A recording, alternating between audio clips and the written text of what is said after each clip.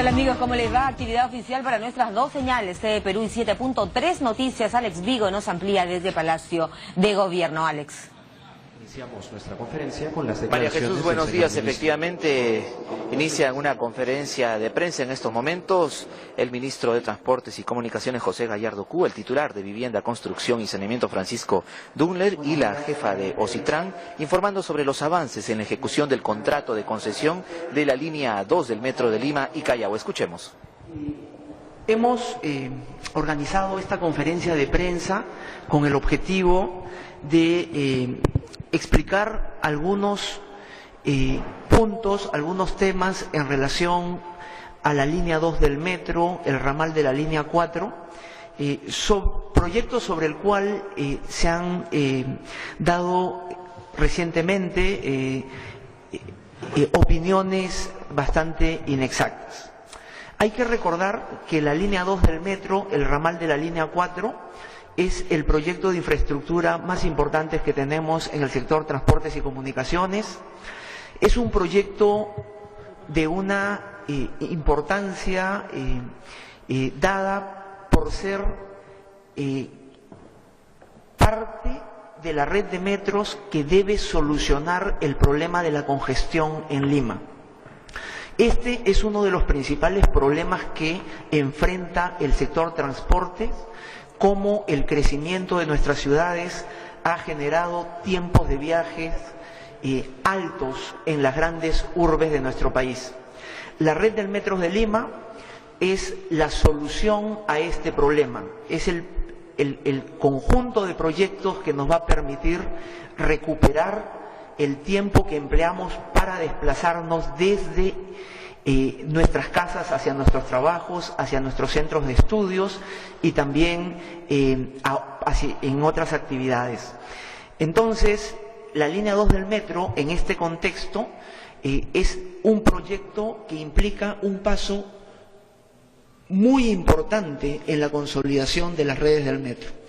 Hay que recordar que la línea 1 del metro está diseñada para llevar una cantidad de pasajeros que se está ampliando de manera sustantiva con la línea 2. Actualmente la línea 1 del metro lleva poco más de 300.000 pasajeros por día. La línea 2 del metro, el ramal de la línea 4, en su máxima demanda, van a permitir que más de 1 millón de peruanos se puedan desplazar por esta línea. Pero además la línea 2 del metro es importante porque es el paso para que venga también una siguiente línea, que es la línea 3. Y la línea 3 nos permitirá llevar inclusive o atender una demanda mucho mayor. Entonces estamos hablando de la gran apuesta de nuestro país para resolver los problemas del transporte en la ciudad de Lima. Con estas redes del metro seguramente vamos a tener una ciudad mucho más ordenada, en la cual otras modalidades de transporte se alineen a estas infraestructuras muy dominantes y vamos a tener la ciudad que queremos. La importancia de estos proyectos amerita un cuidadoso seguimiento por el lado del Estado. Las diferentes instituciones que conforman el sector transportes están abocadas a una tarea muy detallada de seguimiento del proyecto. Entendemos la importancia que tiene este y por lo tanto nos preocupa en manera extrema que se viertan expresiones inexactas sobre las características técnicas del proyecto. Este es un proyecto en el cual las diferentes instituciones, ¿no?, que conforman, digamos, el arreglo institucional del proyecto, están siendo muy cuidadosos en la manera en que lo estamos sacando adelante. Y esto tiene que ver con la comprensión de la relevancia de este proyecto. Entonces, lo que vamos a hacer hoy día es concentrarnos en temas que se han venido discutiendo en las últimas semanas, referentes a las características que tiene la construcción de la línea 2, el ramal de la línea 4, en relación a los temas sísmicos. Entonces, vamos a seguir el siguiente orden. El ministro de Vivienda les va a dar unos alcances importantes sobre la característica de las edificaciones, ¿no?, que son parte de las estaciones, que son parte del proyecto. Posteriormente vamos a tener una presentación de la señora Benavente, quien dirige al organismo regulador, a los OSITRAN, para ir ya con más detalle y de una manera más amplia con los puntos de interés. Entonces, Francisco, por favor. Gracias. Muy buenos días a toda la prensa, colega ministro, señora Benavente. Antes de comentar, y va a ser breve mi comentario, en realidad valga la redundancia, hay que hacer una definición relevante respecto a las edificaciones e infraestructuras en general. Y hago esta separación porque el concepto de infraestructura se norma bajo una normatividad diferente a las de diseños sismorresistentes, que son la capacidad que tiene el Ministerio de Normatividad. Por ejemplo, en un aeropuerto, la parte de edificación, los terminales de pasajeros, la normatividad pertinente es la de diseños sismorresistentes que regula el Ministerio de Vivienda, y la parte de lo que serían las digamos, las pistas de aterrizaje y conexos tienen otro tipo de regulación. Al igual, en este caso del proyecto de la línea 2, nosotros fuimos consultados por OSITRAN respecto a cuál era la norma técnica de diseño sismo resistente. Y nosotros, en estricta aplicación de la normatividad nacional que fue aprobada mediante Decreto Supremo 033-2016 Vivienda, que es la que señala la norma técnica E030, que es la de diseño sismo resistente, señalamos que la edificación, ¿no?, que corresponde a los terminales de pasajeros, a los terminales de esta línea 2, corresponden al señalamiento de edificaciones importantes. ¿Qué es una edificación importante? Son aquellas edificaciones donde se reúnen gran cantidad de personas, tales como cines, teatros, estadios, coliseos, centros comerciales, terminales de pasajeros, establecimientos penitenciarios, o que guarden patrimonios valiosos como museos y bibliotecas, depósitos de granos y otros almacenes importantes para el abastecimiento. Por supuesto que esta normatividad incluye tanto para la que están las edificaciones sobre superficie como para la normatividad es aplicable a las que estén en el subsuelo. Y eso es más o menos obvio, porque si no, ningún edificio, sin ninguna edificación podría tener construcción debajo del raso, digamos, en el interior o en el subsuelo. Hecho esa aclaración, OSITRAN, ¿no?, volvió a repreguntar al Ministerio si los terminales de pasajeros para el proyecto de la línea 2 aplicaban en esta categoría, y nosotros respondemos afirmativamente que la calificación, ¿no?, de edificación importante corresponde a los terminales de pasajeros, y a ellos les corresponde un diseño sismo resistente de 1.3. Y es allí donde nosotros extendemos nuestra opinión, y como ente rector del sistema de edificaciones en el Perú nos hemos pronunciado en tal sentido. Muy bien.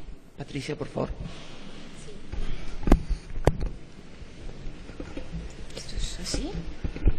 ¿Se escucha? Sí.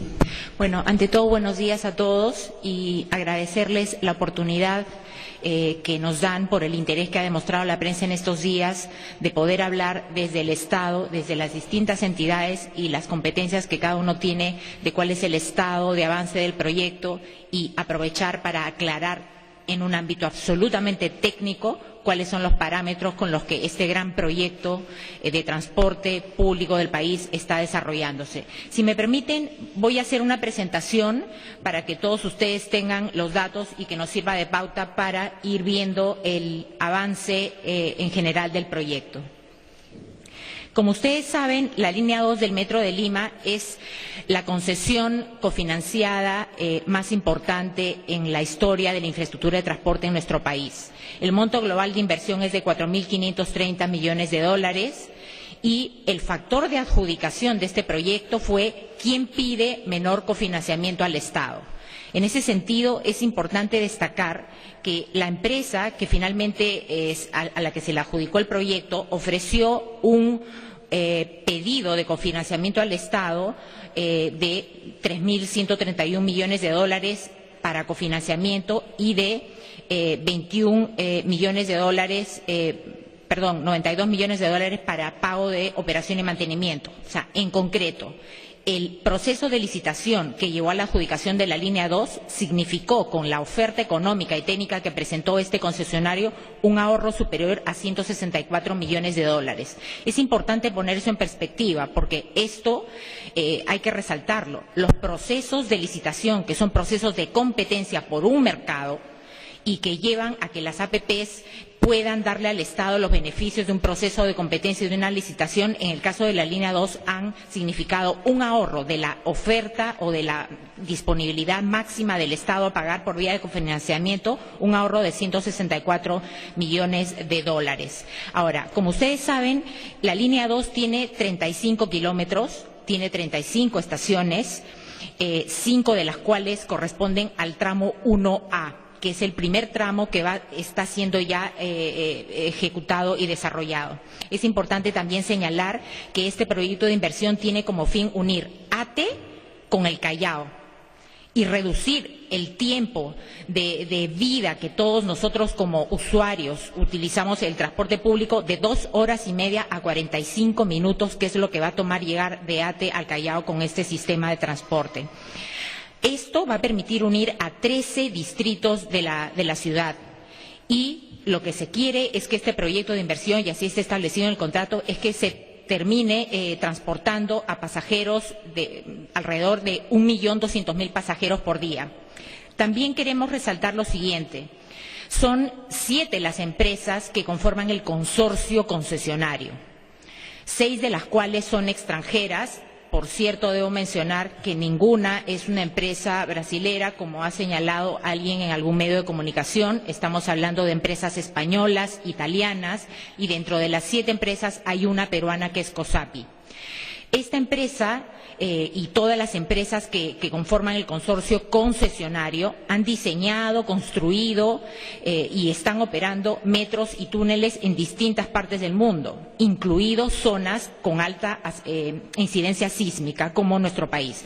¿A qué metros nos referimos? A Chile, a San Francisco, a Grecia. También han construido metros y túneles en Nápoles, Madrid, Nueva York, Londres, Roma, Milán, Doha, Barcelona, Toronto, Ottawa, Copenhague.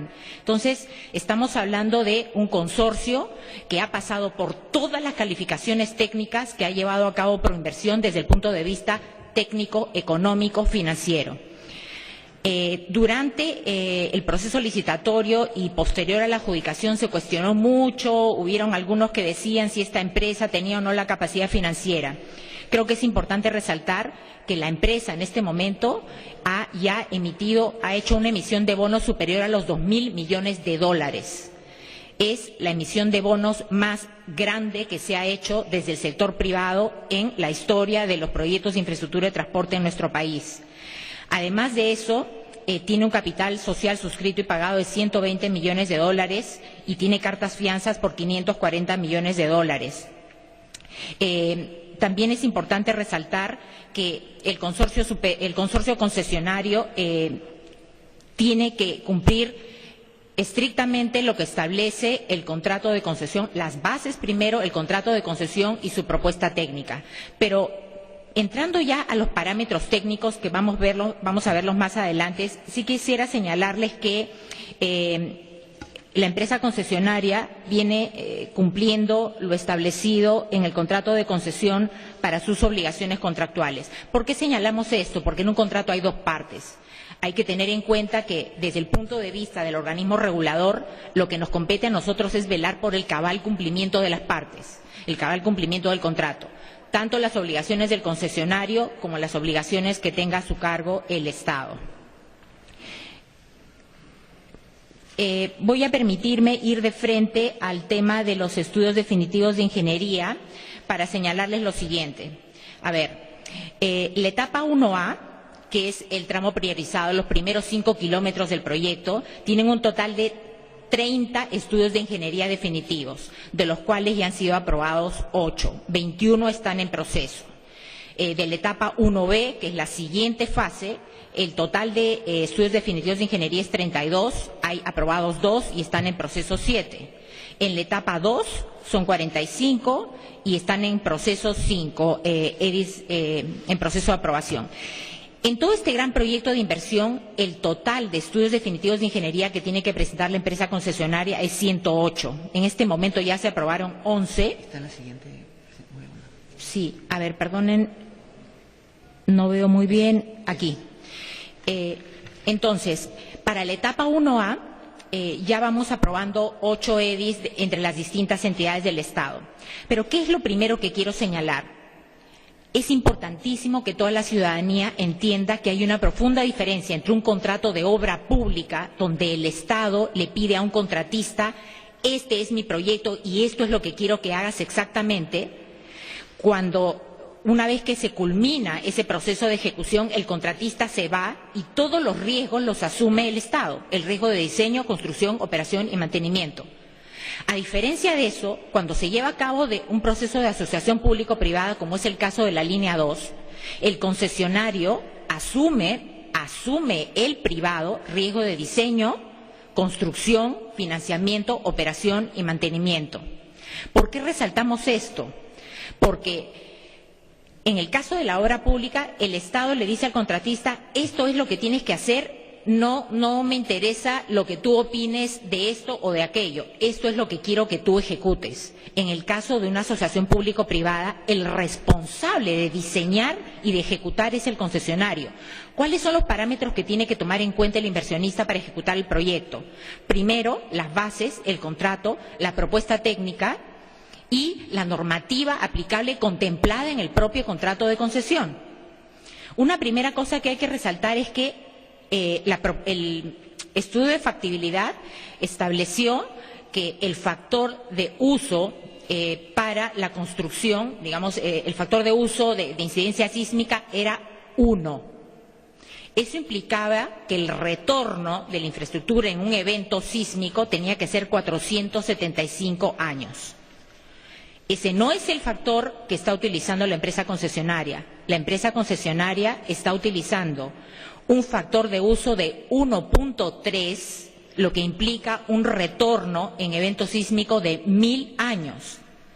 El concesionario de la línea 2 está obligado a hacer una infraestructura que tenga un retorno de 1000 años y que pueda soportar un sismo de 9 grados. Entonces, lo primero que quiero decirles a todos nuestros compatriotas y ciudadanos, a los periodistas, a los especialistas, es que en el Estado, y particularmente en Ocitrán, donde estamos supervisando el cabal cumplimiento del contrato, si hay algo que nos preocupa y nos compromete, como peruanos y como funcionarios públicos, es hacer que se respete el cumplimiento del contrato. Una primera cosa que quiero zanjar. Es falso que se haya aprobado algún estudio de ingeniería definitivo que relaje o rebaje las condiciones de seguridad del proyecto. En este momento solo hay un estudio definitivo de ingeniería de estación aprobado y este contiene un factor de 1.3, un retorno de 1000 años y tendrá que soportar esa estación un sismo de 9 grados. Respecto al ancho de los muros de pantalla. A ver, esta es una asociación público-privada que contempló determinados estándares. Se licitó con un proyecto de estudio de preinversión a nivel de factibilidad. Entonces, el propio contrato de concesión estableció que solo para el tramo 1A, el concesionario, en su propuesta técnica, debía considerar aspectos que fueran una suerte de estudio de ingeniería definitivo, porque iba a ser el primer tramo que iba a ser ejecutado. No es racional esperar que en una propuesta técnica ya esté la calidad de las especificaciones al nivel de detalle que tiene un estudio de ingeniería definitivo. La solución técnica que finalmente se va a ejecutar y se va a construir es la que está en el EDI, en el estudio de ingeniería definitivo. Otra cosa que queríamos zanjar es la siguiente: no existen pedidos extracontractuales del concesionario. Aquí lo que manda es lo que dice el contrato y la normativa aplicable. Una de las cosas que nosotros hemos hecho para dejar zanjados cuestionamientos que, por cierto, ha venido haciendo lamentablemente la empresa nacional que conforma nuestro consorcio supervisor, es si el factor de uso debía ser 1.3 o 1.5. ¿Qué es lo que hemos hecho? Hemos recurrido al órgano que ha emitido la norma aplicable, al ente rector y al órgano competente para emitir la norma y para hacer cualquier aclaración que se pudiera hacer sobre el particular. Y el Ministerio de Vivienda ya se ha pronunciado en este sentido. El Reglamento Nacional de Edificaciones se aplica para edificaciones en superficie y determinadas edificaciones subterráneas. Pero tengan en cuenta todos que hay una gran diferencia entre lo que es edificaciones como esta o como, por ejemplo, el edificio administrativo del mismo Metro de Lima y lo que es infraestructura de transportes. Es falso, como he oído lamentablemente decir a algunas personas que han salido a medios, que el túnel que se va a construir y que en este momento ya tiene una ejecución de 1 kilómetro, tenga que ser regido por la norma del Reglamento Nacional de Edificaciones. Eso es técnicamente incorrecto y es realmente irresponsable que desinformaciones de esta naturaleza se puedan decir a medios de prensa y crear preocupación en nuestra ciudadanía. Lo que se aplica al túnel es la norma prevista en el propio contrato de concesión, que es el Eurocódigo, que es además la norma con la que se han construido metros en otras ciudades sísmicas, en el caso del propio concesionario, como Chile y como Los Ángeles. Entonces, tienen que tener en cuenta que es un gran proyecto que genera un gran interés de toda la ciudadanía. De hecho, hay expertos muy reputados que han estado saliendo. Pero una cosa que es importante señalar y que quiero que todos la sepan es que el estudio de riesgo sísmico que ha presentado el concesionario y que ha sido validado por Proinversión ha sido revisado y validado nada menos que por el señor Hernando Tavera, que es presidente del Instituto Geofísico del Perú y que es una eminencia en temas sísmicos en nuestro país y reconocido internacionalmente.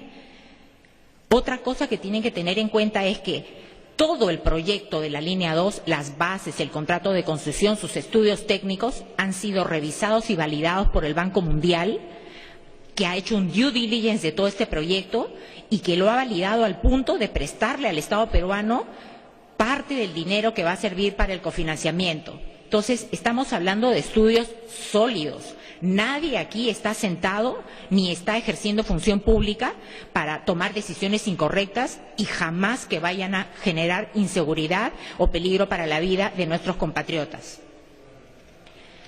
Otro tema importante que queremos señalar es que cuando se han producido discrepancias que ha generado la empresa local que conforma nuestro consorcio supervisor, tanto los órganos de línea de OCITRAN como los entes técnicos competentes a los que hemos consultado han zanjado los temas técnicos. Lamentablemente, y esto es algo que nosotros estamos evaluando, han desconocido tanto las competencias de los órganos de línea de OCITRAN como incluso la competencia del propio Ministerio de Vivienda para determinar cuáles son las categorías de riesgos sísmicos que se aplican a las distintas tipos de edificaciones. Entonces, lamentamos profundamente que luego de un proceso de licitación que nos ha costado institucional y personalmente un esfuerzo tan grande llevar a cabo a través de un OPS, se haya generado a través de nuestro consorcio supervisor toda esta situación de desinformación. Y lo decimos así porque nos han confirmado, es más, el propio señor Piqué del Pozo ha dicho que quien le ha hecho la consulta es el consorcio supervisor de OCITRAN, consulta que, por cierto, no fue autorizada por OCITRAN, nosotros no la conocíamos, y también periodistas que nos han señalado que incluso un informe donde la empresa local nuevamente hacía algunas disquisiciones sobre lo que pensaba que era la forma de aplicar el contrato y que fue respondido por OCITRAN, fue entregada por el consorcio supervisor a los medios de prensa y salió en el programa Panorama. Nosotros lamentamos profundamente que toda la ciudadanía y que las entidades del Estado se vean en esta situación por una situación generada por la empresa local de nuestro consorcio supervisor. Es un consorcio conformado por 5 empresas, 2 empresas chinas, 2 coreanas que tienen altísimo nivel técnico y mucha experiencia en diseño, construcción y operación de metros. En el caso de la empresa local, es una empresa seria que ha trabajado en muchos proyectos, pero que no tiene experiencia en la construcción de metros subterráneos. No queremos herir egos ni susceptibilidades de nadie, pero lo que creemos que hay que hacer seriamente como Estado y como empresas privadas es trabajar en equipo y entender que esto es una asociación público-privada y que no se puede pedir a rajatabla que todos los aspectos de la ejecución del proyecto estén contemplados en la propuesta técnica o que la propuesta técnica que va a utilizarse para ejecutar un proyecto de inversión de 35 kilómetros no tenga ninguna variación. Hay aspectos inamovibles en la propuesta técnica, pero como lo establece expresamente el propio contrato de concesión, se refieren a la etapa 1A. De la etapa 1B en adelante hay aspectos que pueden cambiar, pero ninguno de esos implicará una rebaja de los estándares técnicos y mucho menos los estándares de seguridad del proyecto. Como les hemos dicho, el propio concesionario, el contrato de concesión y las entidades del Estado tenemos claro que este proyecto tiene que resistir un sismo de 9 grados y tiene que tener un retorno de 1000 años. Otra cosa que queremos señalar es la siguiente. En un proceso de adjudicación y en un proceso de ejecución de contrato complejo como este, de hecho hay un tiempo en el que las partes, tanto las empresas que forman el consorcio supervisor como las empresas que forman el consorcio concesionario, toman un tiempo de ajuste y de engranaje. Entonces, al inicio de la presentación de los estudios definitivos de ingeniería han habido, digamos, retrasos y parte del periodo de aprendizaje que es natural en estos proyectos. Estamos todos en el Perú aprendiendo lo que es un proyecto de esta envergadura. Pero lo que es cierto es que ninguna aprobación del Estado ha implicado ni rebajas de estándares técnicos ni de seguridad, ni mucho menos ahorros para el concesionario. Se ha señalado de una manera realmente lamentable que se estarían generando ahorros de $150 millones para el concesionario. Como les dije, el solo hecho de esta adjudicación implicó para el Estado un ahorro de más de $164 millones. 1. 2. El concesionario tiene un contrato de concesión que es a suma alzada. El Estado peruano no va a pagar un sol más de los más de $3.000 millones que están contemplados en la oferta económica que hizo el propio concesionario cuando se licitó el proyecto. Entonces, aquí no es que el concesionario se va a ahorrar esa plata, no. A ver, hay un monto fijo de cofinanciamiento del Estado y el Estado peruano no le va a pagar más al concesionario. Ahora, en el caso del tramo 1A, todas las estaciones tendrán unas estaciones con un ancho de muro de pantallas de 1 metro. Es falso nuevamente que hayan estaciones que se hayan aprobado con un ancho de muro de pantallas de 80 centímetros. Absolutamente falso. El único EDI de estación que se ha aprobado contempla una estación con un ancho de muro de pantalla de 1 metro. Eso será para el tramo 1A. Ahora, tienen que entender que no todo el terreno es igual. Entonces, en el caso del tramo 1B en adelante, en determinados casos, dependiendo de la solución técnica que plantee el concesionario en el estudio de ingeniería definitivo, podría eventualmente haber alguna estación que tenga un ancho de muro de pantalla de 80 metros.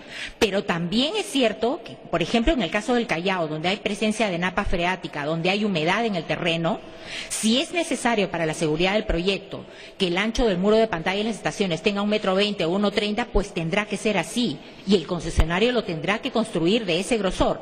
Y el Estado peruano no le va a dar un sol más para eso. Si lleváramos al extremo el argumento equivocado de que la propuesta técnica tiene que respetarse, o mejor dicho, tiene que aplicarse a rajatabla y de manera ciega en todos los tramos, habría que decir que, no, como se contempló que para el tramo 1A el ancho del muro de pantalla es 1 metro, en el Callao, lo siento, tendrá que ser 1 metro y no 1,30 como manda la seguridad requerida por el proyecto. Esto no es así. Entonces, tengamos en cuenta, aquí nadie le está ahorrando plata a ningún inversionista privado a costa de la seguridad de nuestros ciudadanos. Lamentablemente en el país nos hemos acostumbrado a atacar honras, a desinformar. En Ocitran somos un equipo de gente técnica y decente, comprometida con su país y con su proyecto, que está trabajando de manera muy dura para que este proyecto avance. Entonces, cualquier información que quieran sobre el proyecto, estamos nosotros a disposición y periódicamente en nuestros boletines presentamos data sobre el avance del proyecto. Les pedimos que todos estos temas los tratemos y los discutamos de manera muy técnica, que es lo que corresponde a la seguridad del proyecto que se merecen todos nuestros compatriotas. Eso es en términos generales lo que queríamos decir. Hay un proceso de avance importante. El Estado, desde el sector, está haciendo esfuerzos muy importantes para entregar terrenos al concesionario. El concesionario, por su lado, ya ha hecho una emisión de bonos muy importante, tiene todo el capital listo para la ejecución del contrato, tiene a las 2 tuneladoras ya en Lima y tiene a todo su equipo técnico dispuesto a iniciar la ejecución de la obra. En este momento ya está aprobada el EDI de la estación 23, si no me equivoco. Lo único que falta para que se inicie la ejecución de esa obra es una autorización que está a cargo de la Municipalidad de Lima Metropolitana, que todavía no la otorga. Pero si todo camina como se ha previsto y el Estado avanza con la entrega de terrenos y el concesionario avanza con la presentación de EDIs y el Estado le mete un ritmo técnico, serio y fluido a la aprobación de los expedientes, en este año se estaría ejecutando más de 1.200 millones de dólares en el 2016 nada más. Bueno, esa es una exposición general. Al final nosotros vamos a entregarles una presentación para que tengan data precisa, pero queríamos hacer una explicación general sobre los temas que han estado discutiéndose en los medios de prensa. Quedamos a su disposición y paso la palabra al señor ministro para las preguntas que tengan a bien formular. Sí, muchas gracias, Patricia. En realidad, ahora para pasar a las preguntas que ustedes tengan a bien hacer, Karina. Agradecemos a los señores periodistas ser concretos con sus preguntas y solo basadas en el tema, por favor. Nombre y medio. Buenas tardes, Brian Matías de Panamericana. La consulta va básicamente para que nos esclarezcan el tema de la categoría que se entrega, que merece la infraestructura que se viene construyendo. El ministro de Vivienda señaló que los terminales tienen la calificación de importantes. Ahora, ¿el resto de la construcción también tiene la calificación de importante? ¿No debería ser tomada como esencial?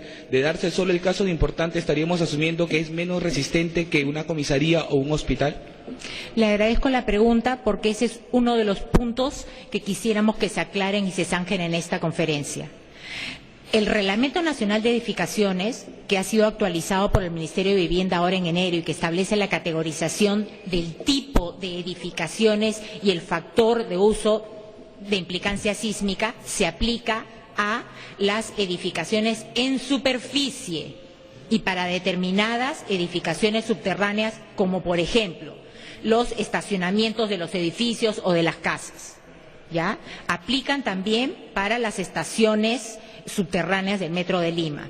Pero en lo que eso es para edificaciones en superficie. Por ejemplo, ¿a qué partes del proyecto de la línea 2 se va a aplicar el Reglamento Nacional de Edificaciones? Al patio taller, al edificio administrativo, al edificio donde va a estar la fábrica de dovelas y a determinadas estaciones subterráneas. Pero para lo que es el túnel, el ducto, no se aplica esa norma, porque eso no es una edificación, es una infraestructura. Ahí lo que se aplica es el Eurocódigo. Más allá de qué tipo de normas se aplican, tomemos en cuenta que el propio contrato de concesión establece que se aplica varias normas.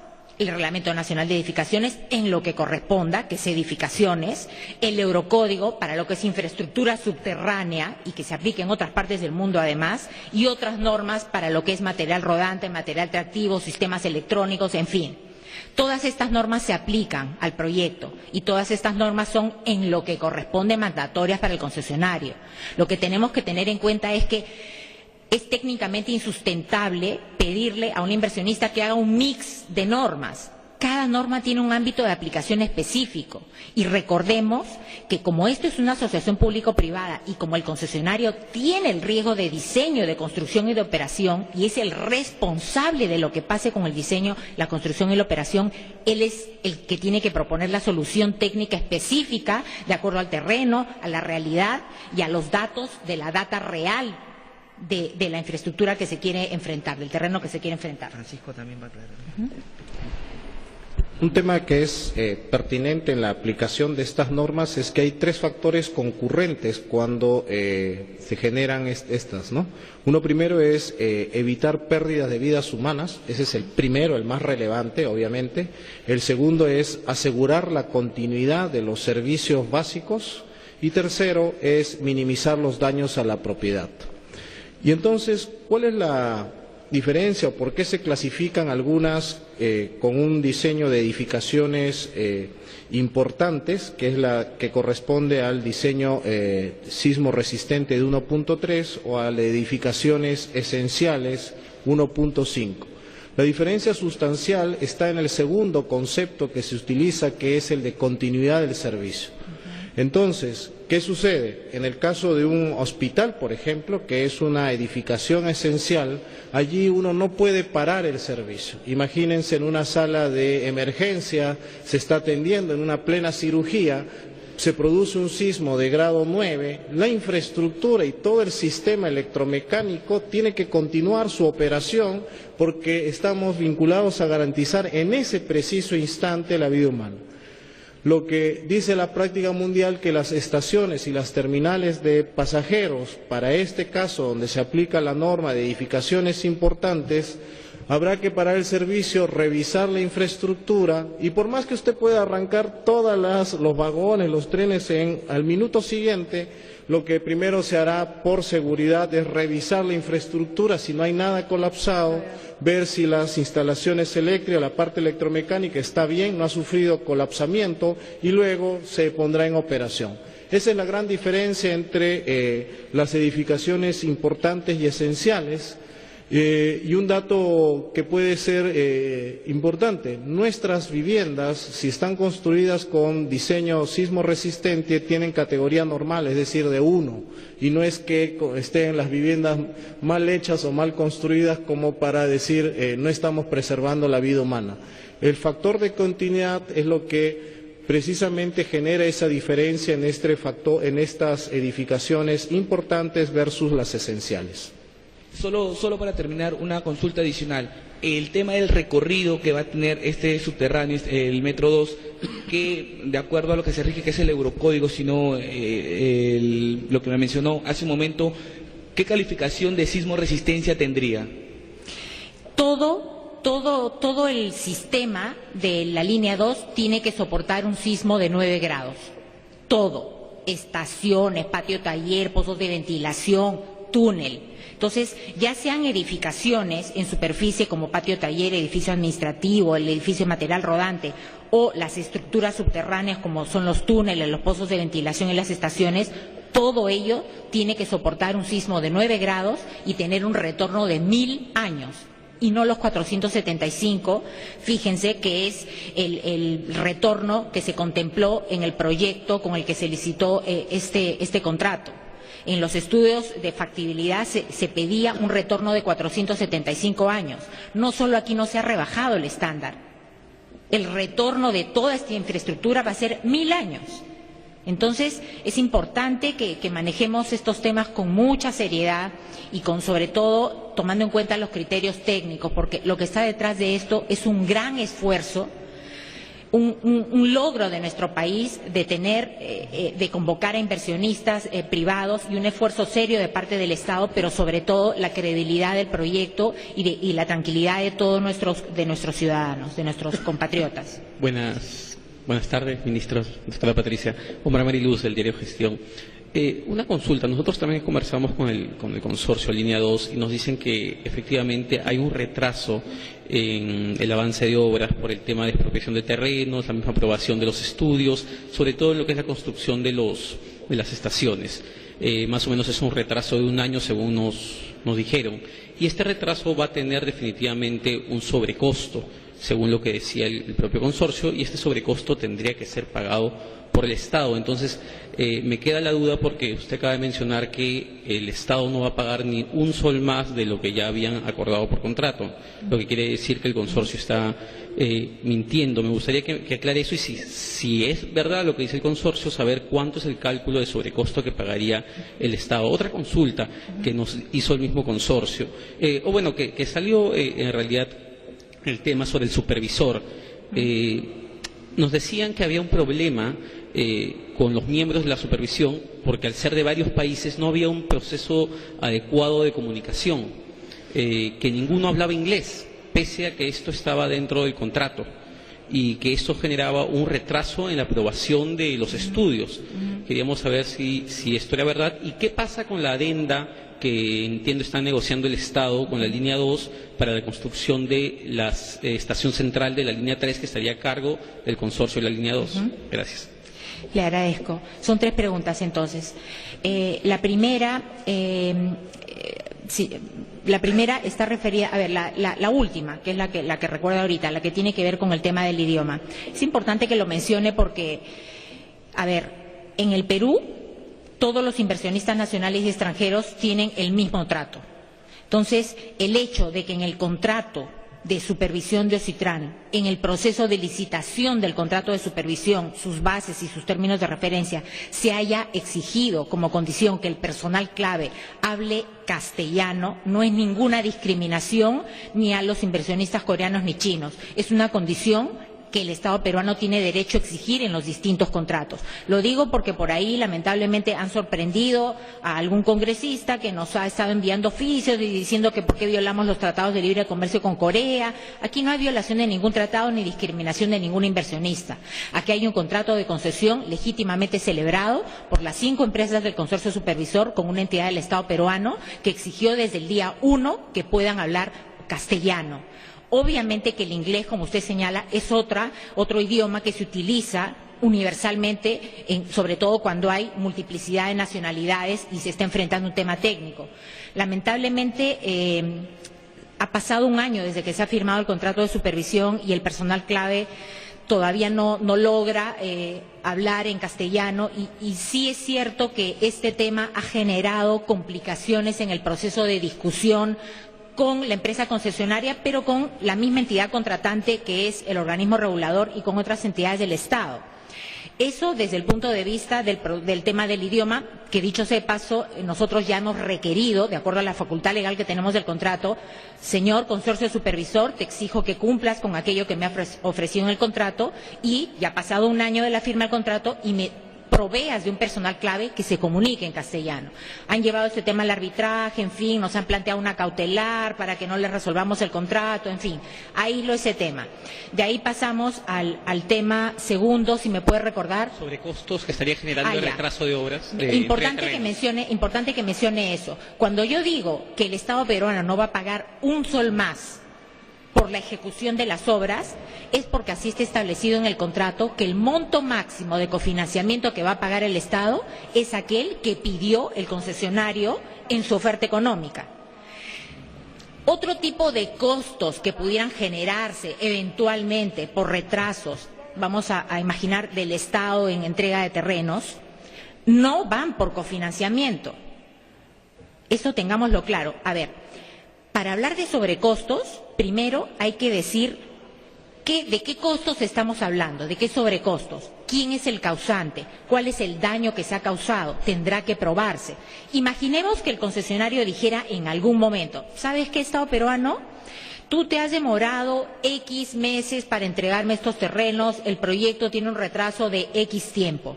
Esto me ha generado sobrecostos y un daño. Bueno, eso tendrá que entrar un mecanismo de solución de controversias con el Estado eventualmente, habrá un trato directo donde se tendrá que probar económicamente el daño, si las partes no se ponen de acuerdo se irán a un arbitraje. Pero ese es un mecanismo totalmente distinto que nada tiene que ver con el costo y con el cofinanciamiento que el Estado paga en vía de ejecución de obras. ¿Ya? Entonces tengamos claro que son 2 mecanismos distintos. Sí, a ver, me gustaría también hacer alguna precisión en ese tema. Si bien es cierto, el concesionario puede tener pretensiones, no quiere decir que esas pretensiones sean justificadas, ¿no? Se hacen estadísticas usualmente referidas a los predios que no se entregan. Pero también es importante que la opinión pública sepa que hay una serie de predios que se ponen a disposición del concesionario y que uno encuentra que el concesionario también genera discusiones en este proceso. Entonces, ahí hay una demora más de tipo aparente, porque el predio está disponible, solo que no está aceptado. Entonces, nosotros como Ministerio de Transportes y Comunicaciones tenemos que hacer algunos ajustes también en este tema, porque se está dando la sensación que no se están entregando los predios. Entonces, si bien es cierto, es un problema muy complicado, muy difícil, donde se tiene que hacer un gran esfuerzo, también es verdad que se están logrando entregar estos predios, ¿no? El tema de aceptación es algo que se tiene que ajustar. Yo volvería al objeto, digamos, de la discusión que hemos tenido para enfatizar algunos puntos importantes en los comentarios de la señora Benavente y del ministro Dummler. Se están haciendo comentarios imprecisos a partir de detalles técnicos. Eso es lo que nuestra reguladora y nuestro ministro están diciendo. Por ejemplo, cuando se dice que la norma de vivienda, ¿no?, aplica para las estaciones, se hace creer como que hay un descuido con los túneles. Eso no existe, eso no sucede.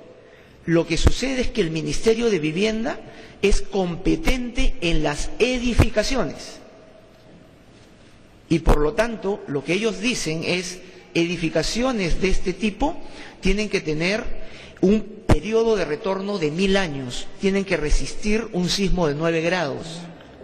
Pero no quiere decir que el túnel no lo resista, sino que mediante otros códigos se cuida eso, que no tienen que ver con el Ministerio de Vivienda. Y entonces lo que bien ha explicado nuestra reguladora es que toda la obra, que el proyecto está preparado para resistir un sismo de grado 9. Lo otro, en el proceso de ir desarrollando la obra en lo que es el grado sísmico, se ha producido un ajuste hacia arriba en el factor de 1 a 1.3. Algunas personas han opinado que deba ser de 1.5 y eso ha servido para que se hable inexactamente que se está bajando de 1.5 a 1.3. El contrato dice factor 1, pero la norma de nuestro Ministerio de Vivienda dice 1.3. Entonces el ajuste es hacia arriba para dar más seguridad, no hacia abajo. Entonces, eso es importante aclararlo. ¿Y por qué no hacia 1.5 y sí hacia 1.3? Por la diferencia entre lo que es una edificación importante y lo que es una edificación esencial. Pero los términos importante y esencial solo se refieren a la continuidad del servicio. Es decir, en un hospital la operación tiene que continuar. En cambio, en una línea del metro, si se produce un sismo, se puede cortar la energía eléctrica, o si no se corta, igual hay que detener, por la seguridad de los pasajeros, el servicio, hay que detenerlo. Luego, hay que verificar que la infraestructura no ha recibido ningún daño, y solo después de eso se puede hacer que el servicio continúe. Entonces, es en estos espacios técnicos donde se están dando, ¿no?, de manera extraña comentarios que confunden a la opinión pública y que están dando una sensación y están creando una sensación de que se están relajando estándares, de que no se está cuidando el bien público. Eso lo rechazamos tajantemente. Es la precisión que quería hacer. Sí. Buenos días, ministro Lumbre, ministro Gallardo, señora Benavente, Raúl Gastro de la Agencia Andina. Yo quisiera, primero, teniendo en cuenta que la infraestructura va a aportar bastante, tanto en 2016, 2017, ¿cuál es la inversión dada ya actualmente en la línea 2 y cuál es el compromiso de inversión al 2016? Y al 2017, ¿no? Y en ese punto también quería insistir la pregunta de mi colega en cuanto a esta adenda que la estación que unirá la línea 2 con la línea 3. Otra consulta, ministro, y viendo también el tema de líneas, es la línea 1, ¿no? Tengo entendido que ya el MTC ya ha llegado a un acuerdo ya con el concesionario para ya empezar el tema de pago, el tema de la demanda. Mi consulta es, ¿qué está deteniendo? O si bien la pregunta al mes, pero quisiera que me aclare este punto, es cuánto estaría dándose esta adenda, se estaría dándose en julio. Y una tercera consulta, ministro, es igual a es ya en la línea 3, es, si bien es cierto, en julio, ¿a cuánto llegaría ya? ¿Qué entregaría el gobierno en cuanto a la línea 3? ¿Qué estudios? Tener estudios, y si está descartado que llegaría hasta Ancón. Gracias. Gracias por la pregunta. A ver, tomemos en cuenta que del total de la inversión programada en el contrato de concesión, que es 4.530 millones de dólares, un poco más que eso, hasta el momento el concesionario ha ejecutado y se le ha reconocido una inversión de 413 millones de dólares. Estamos hablando de 9% del monto global de la inversión. Como les decía, importante señalar que si seguimos en ritmo correcto de ejecución desde el lado del Estado y desde el lado del concesionario, en este año 2016 podría invertirse 1.120 millones de dólares. Eso respecto al tema de inversión proyectada en el contrato versus inversión ejecutada y reconocida. Respecto a la adenda, que me olvidé, comentó su colega anteriormente y que usted trae otra vez a colación. Efectivamente, el concesionario ha hecho un pedido al Ministerio de Transportes para que se suscriba una adenda que tenga como fin establecer nuevas fechas para entrega de determinados terrenos y, sobre todo, formalizar el cambio de Bocanegra por Quilca para que se establezca ahí el patio de Dovelas. Y además establecer algunas condiciones para la conexión de la línea 2 con la línea 3. Pero eso está en proceso de negociación, de evaluación entre el concesionario y el sector. Nosotros como Citran todavía no hemos recibido ningún proyecto de contrato. Paso la palabra al ministro para que le responda sobre el tema de la línea 1. Sí. En el caso de la línea 1 del metro, es importante señalar lo siguiente. Este es un proyecto que se diseñó, ¿no? Es decir, todos los elementos constitutivos de este proyecto se diseñó para tener la demanda, digamos, que tiene actualmente y que era una demanda que se esperaba iba a observarse todavía en los años siguientes. Entonces, lo que se está haciendo con el proyecto de línea 1 es ampliarlo de tal manera que su capacidad más que se duplique. Es decir, se está trabajando una ampliación para que y la ampliación, ¿no?, lo incremental es más grande que lo que existe, ¿no? Pero para hacer esto se ha hecho una adenda, se ha seguido una adenda que tiene una serie de elementos más allá de la compra sola del material rodante. Estamos efectivamente en la fase final del trabajo, pero también quería comentar que, y esto es una de las características muy buenas de nuestro país, los procesos de adenda no dependen de una institución. En este caso, como se trata de una línea de metro, no dependen únicamente del Ministerio de Transportes y Comunicaciones. En el trabajo de adenda hay un trabajo conjunto de diferentes instituciones que participan en esto. El Ministerio de Economía y Finanzas, Proinversión, el regulador, en este caso Ocitran, y el concedente, en este caso el Ministerio de Transportes y Comunicaciones. Entonces, es este trabajo entre 4 instituciones lo que permite que las modificaciones que tienen los contratos de concesión vía adenda sean siempre modificaciones que están técnicamente tratadas. Son contratos que quedan mejor porque son más robustos, porque terminan generando una mejor prestación de servicios. Y es muy importante, teniendo en cuenta que sea al costo que tiene que ir. Esto es lo que usualmente genera discrepancias. Las instituciones que participan en este proceso de adendas siempre están viendo los aspectos técnicos y los costos de los proyectos, ¿no? Para que los fondos públicos estén adecuadamente cuidados.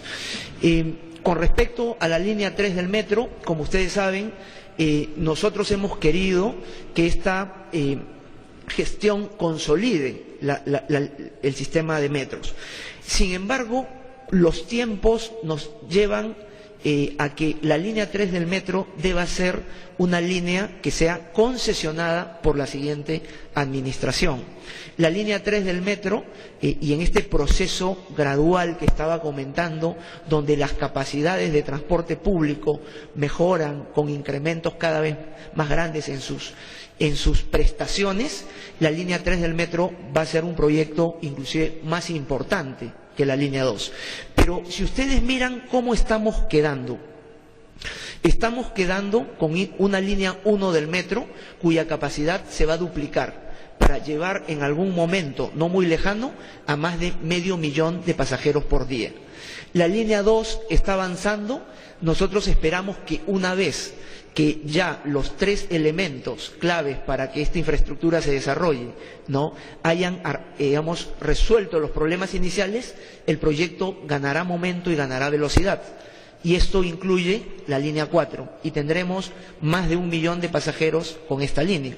Y luego, con la línea 3, vamos a tener aproximadamente 2 millones de pasajeros en el eje norte-sur. Entonces, eso es lo que se está construyendo y eso es lo que va a hacer que Lima sea otra ciudad. Pero estas líneas del metro ya las estamos pensando en un sentido más amplio.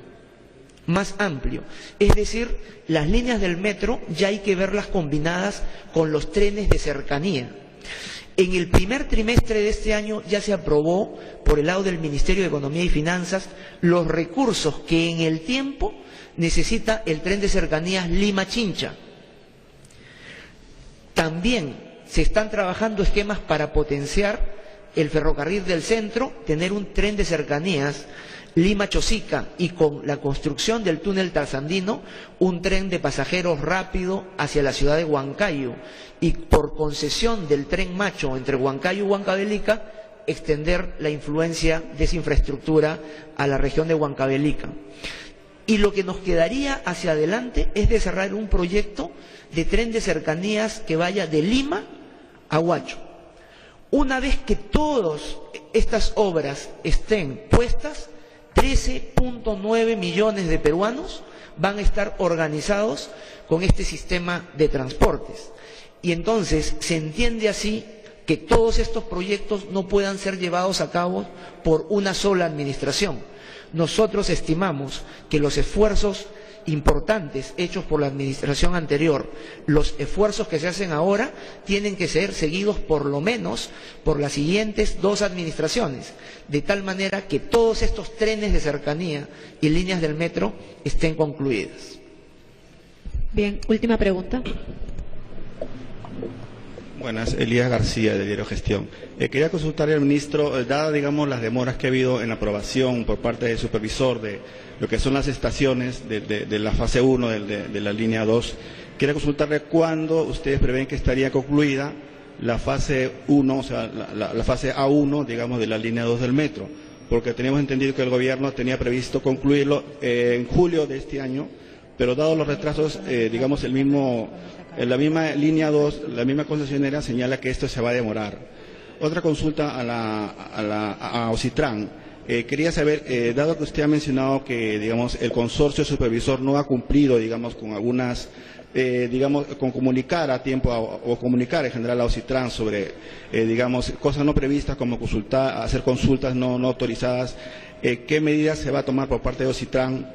Y, digamos, y dado que el supervisor solamente ha aprobado, digamos, el estudio definitivo de una estación y son 32 estaciones, entonces, ¿cuándo ustedes tienen previsto que se aprueben los estudios que corresponden por parte del supervisor? Si esto puede generar un atraso, digamos, en la entrega final de toda la línea 2. Y otro tema es que, según la Contraloría, digamos, se ha detectado que hay, digamos, para el Estado, o corresponde al Estado hacer un pago, digamos, de más de 200 millones por riesgo geológico que se ha detectado. ¿Esto es así, digamos? Gracias. Ya. Lo primero que quiero señalar es que efectivamente hay un retraso en el proyecto. Inicialmente el tramo 1A debía haberse culminado, el tramo 1A es los primeros 5 kilómetros, tendrían que haberse culminado a julio de este año. Todos sabemos que hubieron retrasos que tenían que ver con lo complejo que es poder entregar, no solo entregar terrenos, sino entregar los saneados, que es lo que normalmente requieren los inversionistas para poderlos recibir. Eso, con, digamos, retrasos y demoras en el proceso complejo de aprobación de los estudios definitivos de ingeniería, ha generado efectivamente un retraso. Pero, a ver, en este momento hay aprobado, como usted bien dice, el EDI de una estación. Ocitran ya emitió opinión favorable respecto de una segunda estación del primer tramo, porque tiene exactamente los mismos parámetros del anterior. Esto me imagino que estará siendo aprobado por el Ministerio y la Autoridad Autónoma del Tren Eléctrico en esta semana. Con lo cual tendríamos 2 estaciones del primer tramo aprobadas. ¿Por qué no se ha empezado a ejecutar la primera estación, que ya tiene opinión favorable del supervisor de Ocitran, porque emitió opinión favorable, de Ocitran mismo, de la Autoridad Autónoma del Tren Eléctrico y del Ministerio de Transportes, porque falta una autorización que se está esperando de la Municipalidad de Lima Metropolitana? Entonces, la información que nosotros tenemos es que para que se culmine el tramo 1A, los 5 primeros kilómetros, tiene que culminarse con la recepción de los terrenos por parte del concesionario. Entendemos, porque eso nos ha informado la ATE, que han hecho un trabajo muy fuerte, un esfuerzo grande por terminar de sanear terrenos, remover interferencias. Hay algunos temas que tienen que ver con partidas registrales, pero nosotros esperamos que si se imprime un impulso desde el Estado y desde el sector privado para culminar este proyecto, el tramo 1A por lo menos debería estarse culminando a fines de este año o principios del próximo. Respecto a las acciones con el consorcio supervisor, a ver,